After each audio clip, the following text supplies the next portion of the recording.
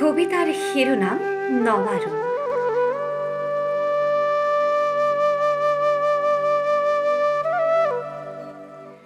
হস্তমিত ৰঙাৰ গৰাকীয়ে মাথো শেষ নহয়। আমি আন্ধাৰত খেপিয়াই খোজ দিওঁ, য'ৰ পৰা উৎপত্তি সত্য স্নাতাৰ চকু। আমি পোহৰ ভাল পাওঁ, নিৰ্মলতাৰ দুচকুত সপোন দেখি ৰজনীগন্ধাই পাপৰি প্ৰস্ফুটিত কৰে।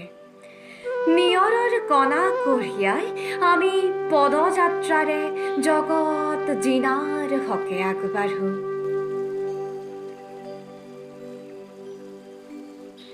ৰাতি কেতিয়াও অবিনশ্বৰ হ'ব নোৱাৰে। আমি হাত মেলি একাকাৰ হৈ পৰোঁ, ৰক্তিম এক নতুন যাত্ৰাৰ আয়োজন।